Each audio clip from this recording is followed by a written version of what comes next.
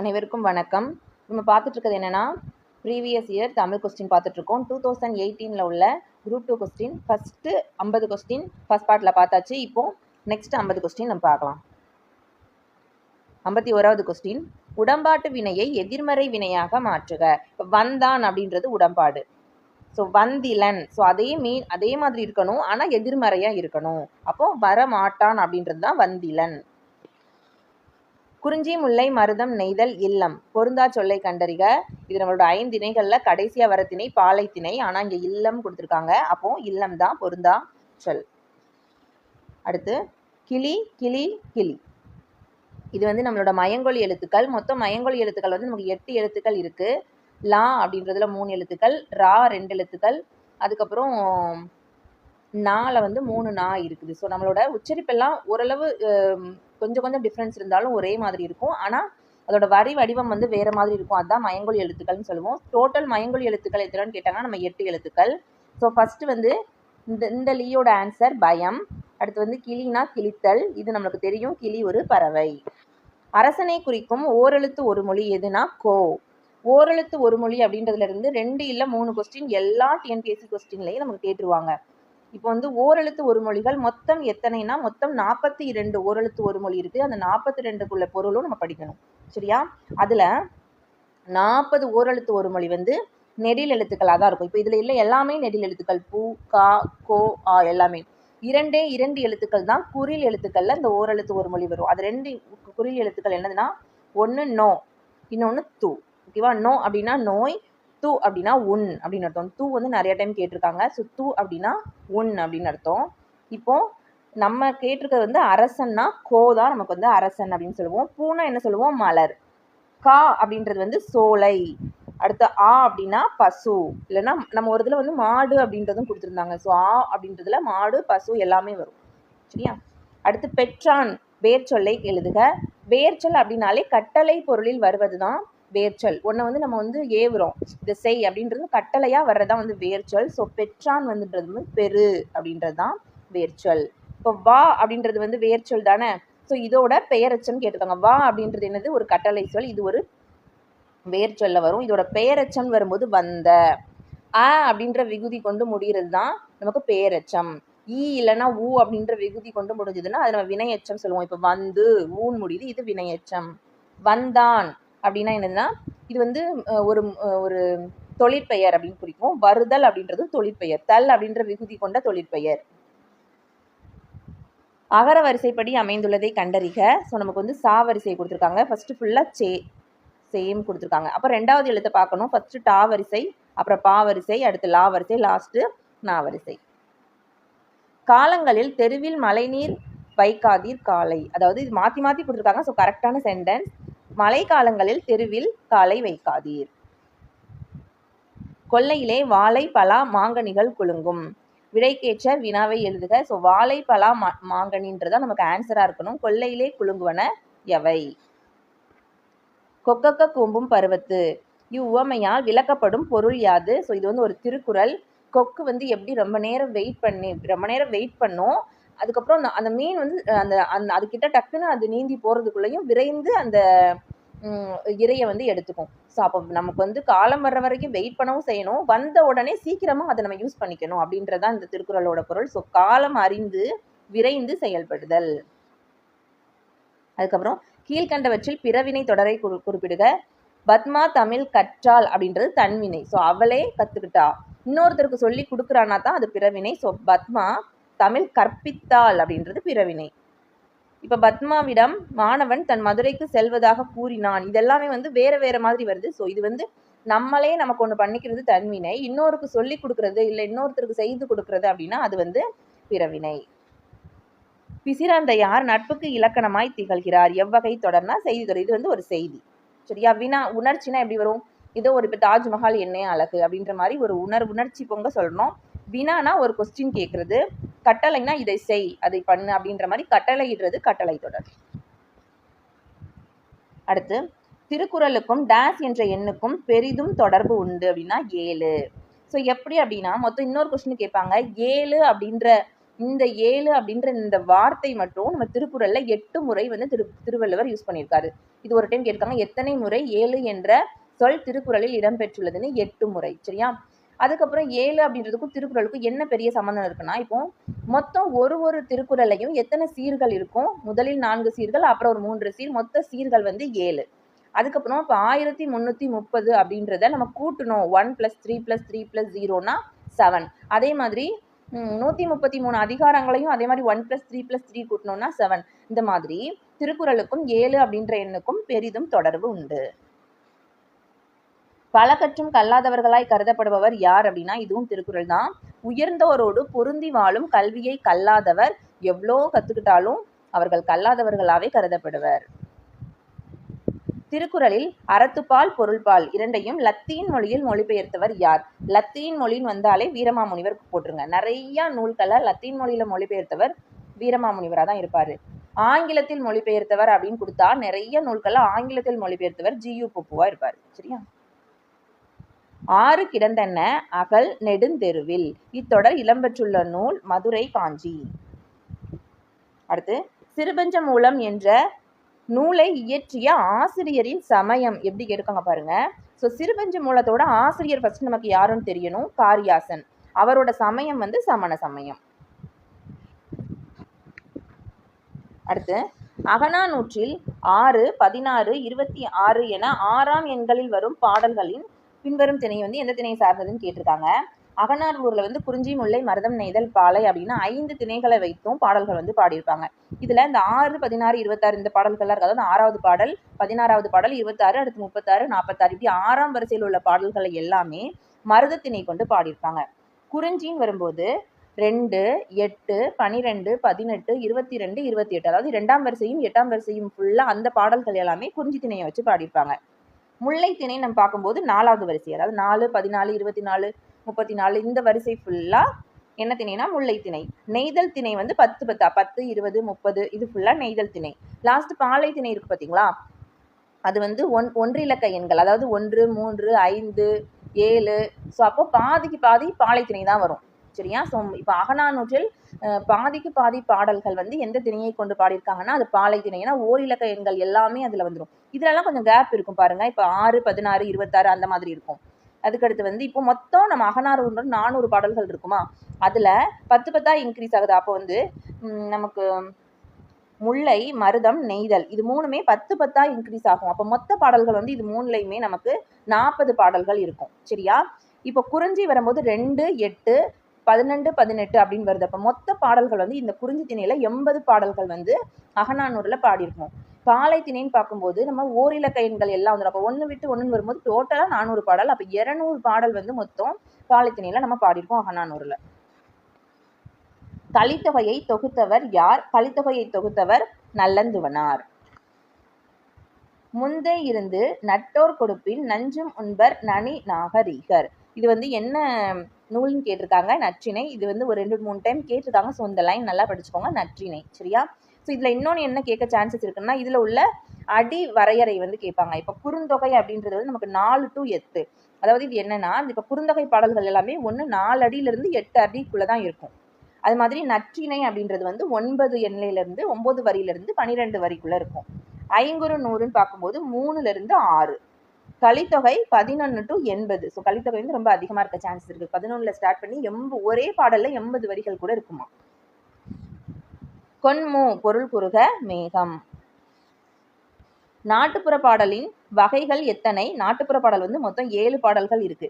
நாட்டுப்புற பாடல்கள் அப்படின்றது எழுதி வச்சு பாடுற பாட்டு கிடையாது. அவங்களே மக்கள் வந்து அந்தந்த ஒரு தொழில் செய்யும்போது ஒரு சடங்குகள் செய்யும்போது அவங்களா பாடுற பாட்டு தான் இந்த நாட்டுப்புற பாடல்.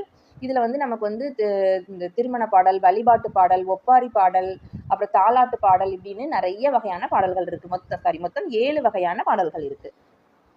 உலகம், உயிர், கடவுள் ஆகிய 3ஐயும் ஒருங்கே காட்டும் காவியம் எதுனா நமக்கு பெரிய புராணம். பெரிய புராணத்தை எழுதியவர் யார்? சேக்கிழார். இப்போ கம்பராமாயணம், சிலப்பதிகாரம், மணிமேகலையிலிருந்து நம்ம கொஸ்டின் நிறைய கேட்பாங்க. ஒரு சின்ன ஹிண்ட் மாதிரி மட்டும் நம்ம படிச்சு வச்சுக்கலாம். கம்பராமாயணம் அப்படின்றத வடமொழியில ஃபர்ஸ்ட் வந்து வால்மீகி முனிவர் வந்து எழுதியிருப்பாரு. அதை தழுவி இவர் எழுதுனதுனால கம்பராமாயணம் ஒரு வழிநூல். சரியா? ஸோ இவரே ஒரிஜினலாக எழுதுனது கிடையாது. வால்மீகி முனிவர் ராமனை பற்றி ஒரு ராமாயணம் அப்படின்னு எழுதியிருப்பாரு. அதை கம்பர் வழிநூலாக நமக்கு புரிகிற மாதிரி எழுதுனதுனால அது கம்ப ராமாயணம் அப்படின்னு பேர் பெற்றது. அதுக்கப்புறம் இதில் மொத்த காண்டங்கள் 6 காண்டங்கள் இருக்கும். அடுத்து சிலப்பதிகாரம் பார்க்கும்போது சிலப்பதிகாரத்தை எழுதியவர் இளங்கோவடிகள். இதில் 3 காண்டங்கள், புகார் காண்டம், வஞ்சி காண்டம், மதுரை காண்டம் அப்படின்னு 3 காண்டங்கள் இருக்கும். மணிமேகலை அப்படின்றதும் சிலப்பதிகாரம் அப்படின்றதும் ரெண்டுமே ஒன்றுக்கொன்று தொடர்புடைய இரட்டை காப்பியங்கள் அப்படின்னு சொல்லுவோம். ஏன்னா இதில் பாதி சிலப்பதிகாரத்தோட தொடர்ச்சி தான் மணிமேகலை அப்படின்னு சொல்லுவாங்க. ஏன்னா சிலப்பதிகாரத்தில் மாதவி வருவாங்களா, மாதவியோட பொண்ணு தான் இந்த மணிமேகலை. கோவலனுக்கும் மாதவிக்கும் பிறந்த பொண்ணு தான் இந்த மணிமேகலை. அவங்கள பற்றி அவங்களோட வரலாறு எல்லாமே சொல்றது அந்த மணிமேகலை என்ற இலக்கியம். அது மாதிரி அதாவது ஒரு பெண்மை முதன்மைப்படுத்தி எழுந்த முதல் காப்பியம் மணிமேகலை தான். அதுக்கப்புறம் சுந்தரன் என்னும் பெயரால் ராமாயணத்தில் வழங்கப்படுபவர் யான் அப்படின்னா அனுமன். சரியா? ராவணனுக்கு நம்ம ராவணேஸ்வரன், அடுத்து இன்னொரு முக்கியமான பேர் திரிலோக அதிபதி. ஸோ நம்ம ராவணன் 3 லோகத்துக்கும் அதிபதி அப்படின்ற பேரும் அவனுக்கு உண்டு. சிலப்பதிகாரத்திற்கு வழங்கும் சிறப்பு பெயர்களுள் ஒன்று என்னன்னா உரையிடையிட்ட பாட்டுடை செய்யுள். ஸோ நிறைய சிலப்பதிகாரத்துக்கு வேறு பேர் இருக்கு. என்னெல்லாம் இருக்கு? முப்பெரும் காப்பியம், அப்புறம் பத்தினி காப்பியம், அப்புறம் என்னது தமிழ்ல ஏற்பட்ட முதல் காப்பியமே இந்த சிலப்பதிகாரம். அப்போ தமிழ் முதல் காப்பியம் அப்படின்னு இதுக்கு பேர் இருக்கும். குடிமக்கள் காப்பியம் அப்படின்னும் பேர் இருக்கு. ஜெயகொண்டாரின் சமகால புலவர் யார்? ஒட்டக்கூத்தர். தமிழ் விடு தூதுவில் அமைந்துள்ள கன்னிகளின் எண்ணிக்கை. ஃபர்ஸ்ட் கன்னி அப்படின்னா என்னன்னே ஒரு கொஸ்டின் கேட்பாங்க. 2 அடிகளா பாடக்கூடியது தான் இந்த கன்னிகள். சரியா? அடுத்து இதோட மொத்த எண்ணிக்கை 268. தமிழ் விடு தூதோட ஆசிரியர் பேர் கேட்பாங்க. ஏன்னா ஆசிரியர் பேர் தெரியல நமக்கு. நம்ம எவ்வளவுதான் சர்ச் பண்ணி பார்த்தாலும் ஆசிரியரை கண்டுபிடிக்க முடியல. அதனால தமிழ் விடு தூதுவின் ஆசிரியர் பெயர் தெரியவில்லை அப்படின்றத நம்ம எழுதணும். ஏதாவது ஆப்ஷன்ல இருக்கும்போது ஏதோ கண்டிப்பா இருக்கும்ல அப்படின்னு ஒரு ஆப்ஷனை டிக் பண்ணிடக்கூடாது. நல்லா ஞாபகம் வச்சுக்கோங்க. தெரியாது அப்படின்றதான் சொல்லணும். ஆனா இதுல என்ன சொல்லியிருக்காங்கன்னா, மதுரை சொக்கநாத கடவுள் இருக்கிறார் இல்லையா, மதுரை மீனாட்சி அம்மன் கிட்ட, அந்த சொக்கநாத கடவுள் மீது ஒரு பெண் ஈர்ப்பு கொண்டு அப்போ அவர்கிட்ட தமிழையே தூதா அனுப்பி ஒரு பாட்டு பாடுறாங்க அப்படின்றதுதான் தமிழ் விடு தூது. அடுத்து திருமலை முருகன் பல்லு நூலின் ஆசிரியர் பெயர் பெரியவன் கவிராயர் தான். நம்ம திருமலை முருகன் பிள்ளுவின் ஆசிரியர். அப்புறம் திரிகுடராசப்ப கவிராயர்னா நமக்கு தெரியும். குற்றால குறவஞ்சினாலே திரிகுடராசப்ப கவிராயன் வருவார். நீலகேசி எப்பாவால் இயற்றப்பட்டதுன்னா விருத்தப்பா. நீலகேசின்றது ஃபர்ஸ்ட் என்னது? சிறு காப்பியங்களுள் ஒன்று. ஐஞ்சிறுகாப்பியங்கள் 5 காப்பியமுமே விருத்தப்பாவால தான் நம்ம இயற்றியிருக்கோம். முக்கூடர் பல்லுக்குரிய பாவகை என்னதுன்னு கேட்குறாங்க. இது சிந்துப்பா. உருவ வழிபாடு செய்யாமல் வெட்ட வழியே கடவுளாக வழிபட்ட சித்தர் கடுவழி சித்தர். அப்புறம் இவரோட ஒரு பாட்டு நந்தவனத்தில் ஒரு ஆண்டி அவன் 4 மாதமாய் குயவனை வேண்டி அப்படின்னு ஒரு பாட்டு இருக்கு இல்லையா, அந்த பாட்டை பாடினவர் தான் இந்த கடுவெளி சித்தர். கடம் என்பதன் பொருள் உடம்பு. அடியாருக்கு உணவளித்தலை சிவநரி என்று குறிப்பிடுகிறது. என்னன்னா மகேசுவர பூஜை. திருநாவுக்கரசர் பிறந்த ஊர். திருவாமூர். திருநாவுக்கரசரோட இயற்பெயர் என்னதுன்னா மருள் நீக்கியார். இவருக்கு வேற பேரும் இருக்குது. அப்பர், வாசிகர், அடுத்து ஆளுடை அரசு, தாண்டக வேந்தர் அப்படின்லாம் இவருக்கு நிறைய பேர் இருக்கு. இவரோட இயற்பெயர் மருள் நீக்கியார். தமிழுக்கு தொண்டு செய்வோன் சாவதில்லை. இது யார் கூற்றுனா பாரதிதாசன். ஜீவனாம்சம் என்ற நூலை எழுதியவர் யார்? ஜீவனாம்சம் என்ற நூலை எழுதியவர் தீசு செல்லப்பா. இப்ப ஜெயகாந்தன் அப்படின்றவர் சிறுகதை மன்னன் யாருன்னு கேட்டா நம்ம ஜெயகாந்தன் சொல்லணும். சரியா? புதுமை பித்தனோட இயற்பெயர் என்னன்னு கேட்பாங்க. புதுமை பித்தனோட இயற்பெயர் சோ விருத்தாச்சலம். இதான் புதுமை பித்தனோட இயற்பெயர். அலா வள்ளியப்பா குழந்தை கவிஞர். இவர் என்ன சொன்னோம்? சிறுகதை மன்னன் ஜெயகாந்தன், குழந்தை கவிஞர் அலா வள்ளியப்பா. அடுத்து செல்லப்பா அப்படின்றவர் எழுத்து, வாடிவாசல் அப்படின்ற மாதிரி நிறைய நூல்கள் எழுதியிருக்காரு. எழுத்து அப்படின்ற இதழ் இவரோட முக்கியமான ஒரு இதழ். அடுத்து இவருக்கு தீசு செல்லப்பாக்கு ஒரு சாகித்ய அகாடமி விருது ஒரு நூலுக்கு கிடைத்தது. அதை மட்டும் நல்லா படிச்சு வச்சுக்குவோம். சுதந்திர தாகம் என்ற நூலுக்கு தீசு செல்லப்பாக்கு சாகித்ய அகாடமி விருது கிடைச்சது. முள்ளும் ரோஜாவும் என்ற சிறுகதையின் ஆசிரியர் யார்? பிச்சமூர்த்தி. இவர் வந்து பிச்சமூர்த்தி வந்து தமிழ் புது கவிதைகளின் தந்தை அப்படின்னு இவரை நம்ம வந்து சொல்றோம். சரியா? பரிதிமாற் கலைஞருக்கு திராவிட சாஸ்திரி என்ற பட்டத்தை வழங்கியவர் யார் அப்படின்னு கேட்குறாங்க. சி.வை. தாமோதரனார். ஃபர்ஸ்ட் பரிதிமாற் கலைஞர்னா யாருன்னா சூரிய நாராயண சாஸ்திரி. ஸோ அதுதான் அவருக்கு அவங்க அப்பா அம்மா வச்ச பேர். அவர் வந்து தமிழின் மீது கொண்ட ஈர்ப்பு காரணமாக வந்து இந்த அவரோட பேரை தூய தமிழில் மாற்றி இப்போ சூரியன்னா பரிதி, கலைஞர்னா சாஸ்திரி அப்படின்னு பரிதிமாற் கலைஞர் அப்படின்னு மாற்றிக்கிட்டாரு தன்னோட பேரை.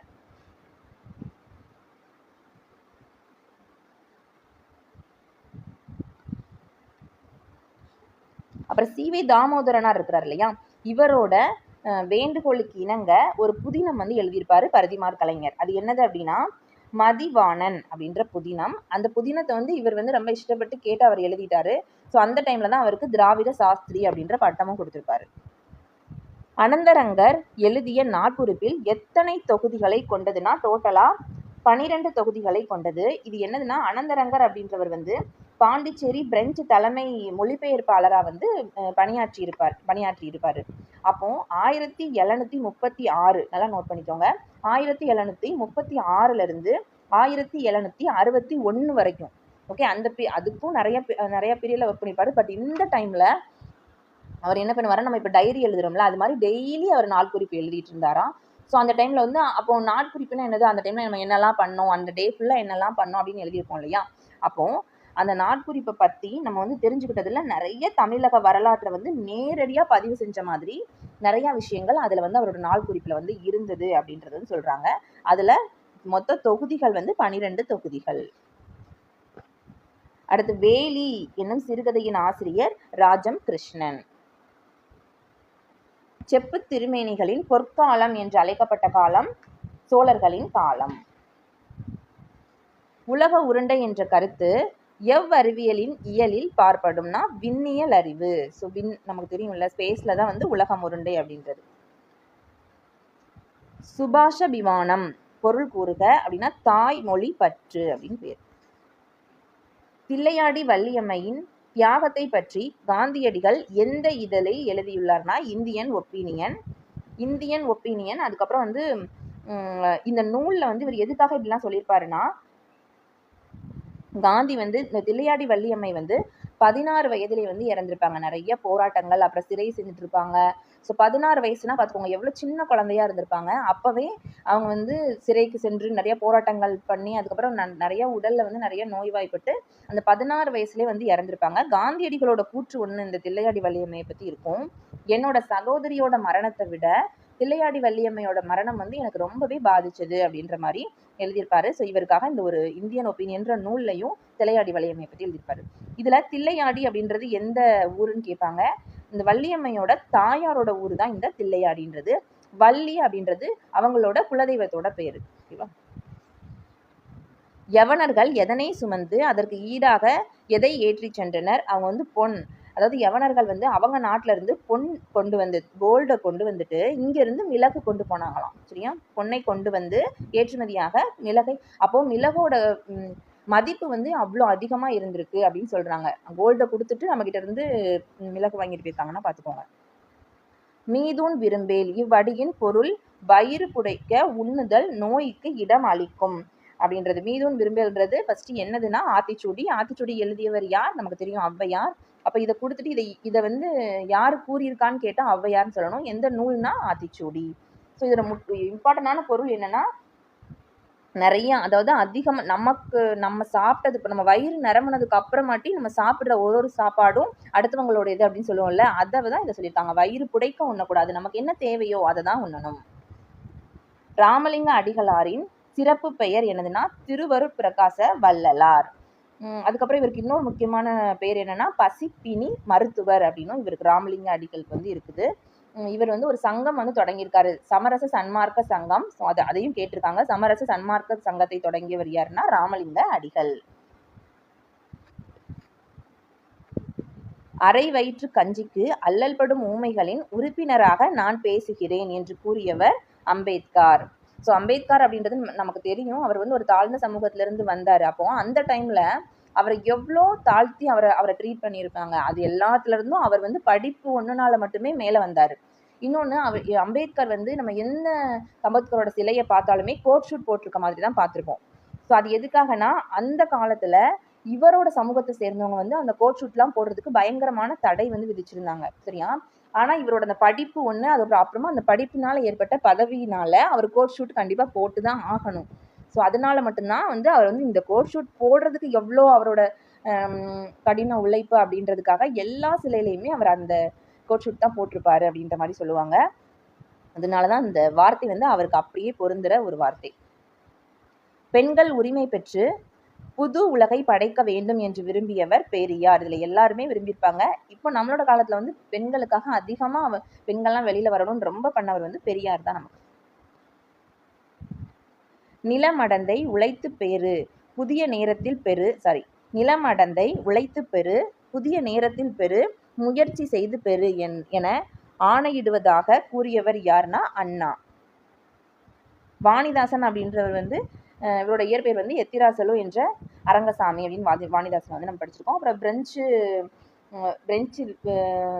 தமிழ் பிரெஞ்சு கையகர முதலியை வந்து இவர் எழுதியிருப்பாரு. பிரெஞ்சு குடியரசுத் தலைவரிலிருந்து செவாலியர் விருதும் இவர் வாங்கியிருப்பாரு அப்படின்றத நமக்கு படிச்சிருக்கோம். ஓகே, ஸோ மொத்தம் 100 கொஸ்டின் வந்து பார்த்துட்டோமா 2018. ஸோ ஃபஸ்ட் பார்ட் பார்க்காதவங்க அதையும் சேர்த்து பார்த்துட்டு வந்துருங்க. இப்போ அடுத்தடுத்து நம்ம கொஸ்டின் பார்க்கும்போது இப்போ பார்த்தோம் இல்லையா, அந்த ஆப்ஷனில் உள்ள கொஸ்டின் ஒரு வேளை கொஸ்டின் இருக்கும். அந்த மாதிரி தான் இனிமேல் நமக்கு வரப்போகிற எல்லா கொஸ்டினுமே இருக்கும். நான் சொல்கிறதுக்கு முன்னாடியே உங்களுக்கே இப்போ அந்த ஆப்ஷனில் உள்ள எல்லாரை பற்றி நீங்களே ஐடென்டிஃபை பண்ணுற மாதிரி தான் நம்மளோட இதுக்கடுத்து வர்ற எல்லா ப்ரீவியஸ் இயர் கொஸ்டினும் இருக்கும். ஸோ ஒரு கொஸ்டின் படிக்கும் போதே நம்ம அதை வந்து எந்தெந்த விதமாலாம் படிக்கணும், அந்த ஆப்ஷனை வச்சு அவங்கெல்லாம் யார் அப்படின்ற மாதிரி. ஏன்னா கண்டிப்பாக அது நம்ம புக்கில் இல்லாமல் அந்த ஆப்ஷன் நம்மக்கிட்ட வராது. ஸோ அவங்கள பற்றியும் நல்லா படிச்சிட்டோம்னா தமிழில் கண்டிப்பாக ஃபுல் மார்க் 100 மார்க் எடுக்கிறது வந்து நமக்கு வந்து உறுதியாயிரும். ஓகே, இந்த வீடியோ ரொம்பவே யூஸ்ஃபுல்லாக இருந்திருக்கும்னு நினைக்கிறேன். தேங்க்யூ.